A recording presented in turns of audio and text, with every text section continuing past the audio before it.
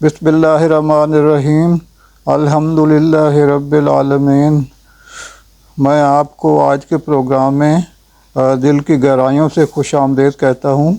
और हमारा प्रोग्राम इंशाअल्लाह पहले जो चला है तौहीद के मसाइल, तो इसी को इंशाअल्लाह आगे हम जो है ना लेके जाएंगे। हमारी दूसरी वीडियो होगी और ये बड़ा इंतहाई अहम जो है ना टॉपिक है दीनी, क्योंकि अगर दीन की बुनियाद ही सही मजबूत होगी तो किसी को भी, किसी इंसान को जो है ना, अगर वो शिरक और बिद्दत से दूर रहता है और अल्लाह ताला की वहदानियत और नबी पाक हज़रत मोहम्मद सल्लल्लाहु अलैहि वसल्लम के अहकामात के मुताबिक ज़िंदगी गुजारता है और कुरान पाक के मुताबिक और हकूक़ इबाद का ख्याल करता है, तो इंशाअल्लाह उसके लिए हर जगह पे आसानियाँ होंगी।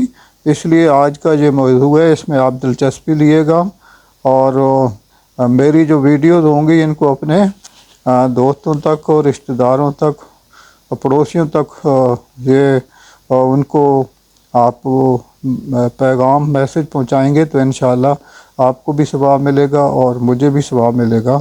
मैं आपके लिए हर वक्त दुआ को रहता हूं। तो अब हम अपने टॉपिक की तरफ आते हैं।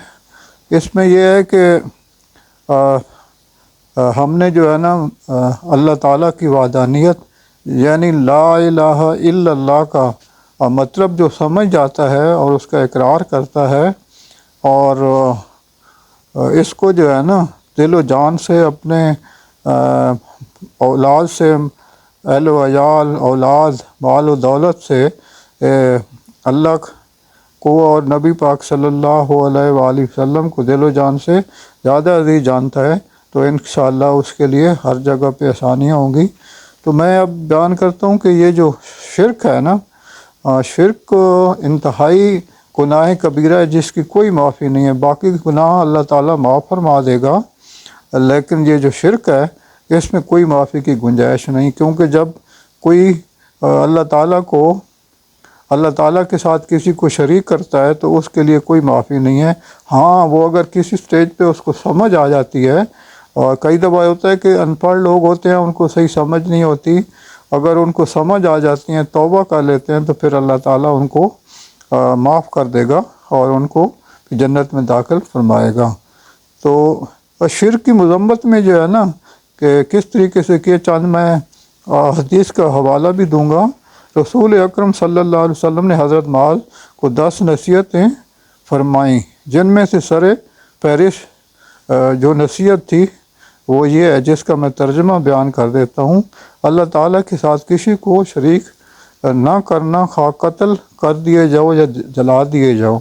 आप देखें कि अल्लाह के नबी हज़रत मोहम्मद सल्लल्लाहु अलैहि वसल्लम ने फरमाया कि अगर अल्लाह के साथ किसी को शरीक ना करो, उसमें अगर तुम्हें जान की कुर्बानी देनी पड़े तो कोई मसला नहीं है। ऐसे मसनद अहमद ने वायद किया है।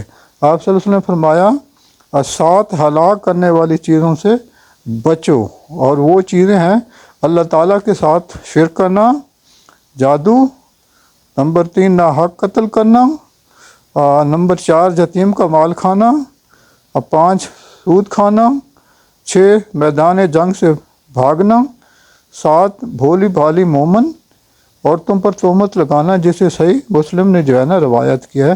तो आप देखिए कि ये जो 7 चीज़ें ये भी बड़ी इंतहाई अहम हैं। अगर इन पे भी आप अमल पैरा रहते हैं तो इंशाअल्लाह आप एक अच्छे मुसलमान हैं। और क्योंकि ये छोटे छोटी ज़ाती कामों के लिए इंसान जो है ना मुख्तलिफ़ लोगों के पास जाके कि जी मेरी ये मसला हल कर दो, हल तो अल्लाह नहीं करना है। हर रोज़ी रिज़्क़ राज़िक़ सब चीज़ का मालिक अल्लाह गफ़ूरुर रहीम है और उसी का हुक्म चलता है। सिर्फ ये है कि आप अपने आप को जो है ना, जब अपना अक़ीदा मजबूत कर लेंगे तो आपको इंशाअल्लाह कोई तकलीफ़ नहीं होगी।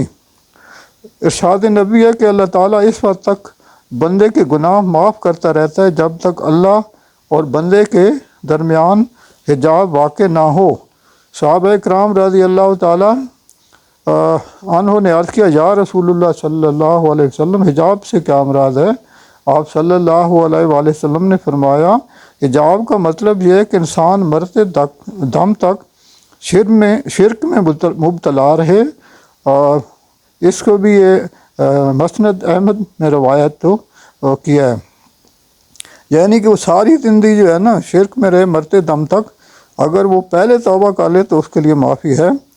تو ان آیات سے یہ بالکل واضح ہے کہ شرک ہی وہ گناہ ہے جس کے نتیجے میں انسان کی ہلاکت اور بربادی یقینی ہے۔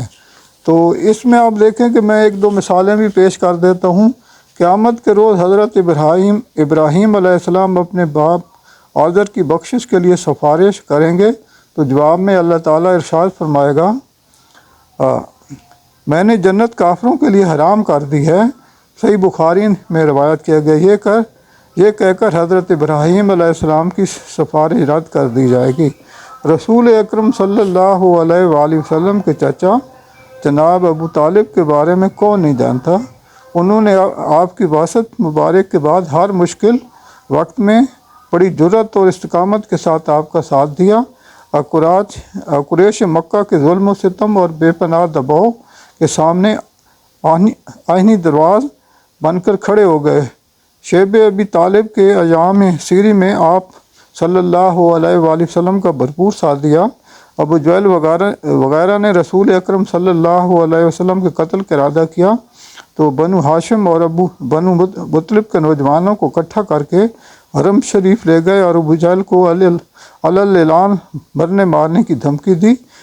جناب ابو طالب زندگی بھر حضور اکرم صلی اللہ علیہ وآلہ وسلم کا اسی طرح ساتھ دیتے رہے، جس طرح جناب ابو طالب کا انتقال ہوا تو رسول اکرم صلی اللہ علیہ وسلم نے اسے غم کا سال قرار دیا۔ عام الحزن، رسول اکرم صلی اللہ علیہ وسلم کے ساتھ خونی تعلق اور دینی معاملات میں آپ صلی اللہ علیہ وسلم کی بھرپور حمایت کے باوجود صرف ایمان نہ لانے کی وجہ سے جناب ابو طالب جہنم میں چلے جائیں گے، صحیح مسلم میں روایت کیا گیا ہے۔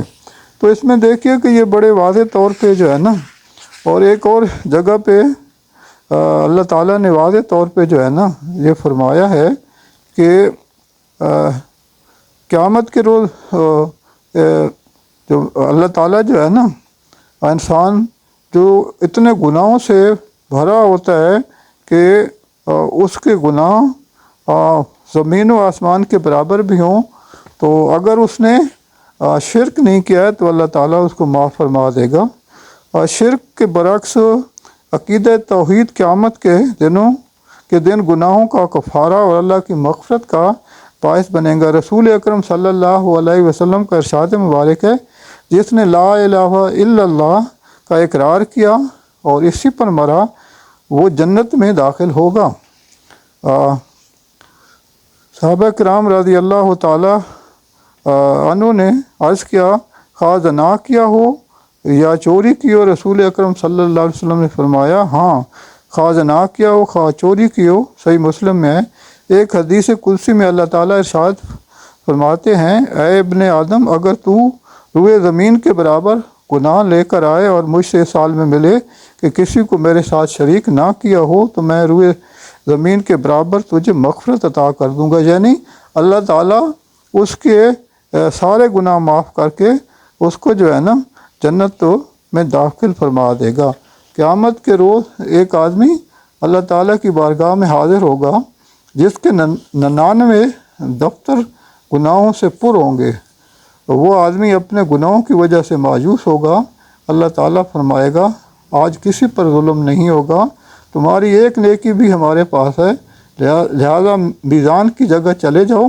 رسول اکرم صلی اللہ علیہ وسلم نے فرمایا کہ اس کے گناہ ترازو کے ایک پلڑے میں ڈال دیے جائیں اور نیکی دوسرے پلڑے میں، وہ ایک نیکی تمام گناہوں پر بھاری ہو جائے گی۔ وہ ایک نیکی اشہد اللہ الہ الا اللہ،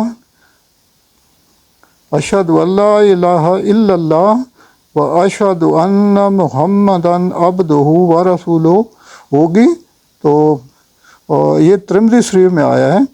تو ایک بوڑھا شخص جو ہے نا، تو اس کا یہ ہوگا کہ جب ایک خالی جو ہے نا یہ جو کلمہ پڑھا ہے وہ بھاری ہو جائے گا اور باقی نیکیاں اس کی جو ہے نا وہ ہلکی ہو جائیں گی۔ تو آپ اندازہ لگائیں کہ لا الہ الا اللہ پڑھ لیں یا جو دوسرا ہے میں نے ابھی بتایا ہے یہ پڑھ لیں تو وہ بھاری ہوں گے۔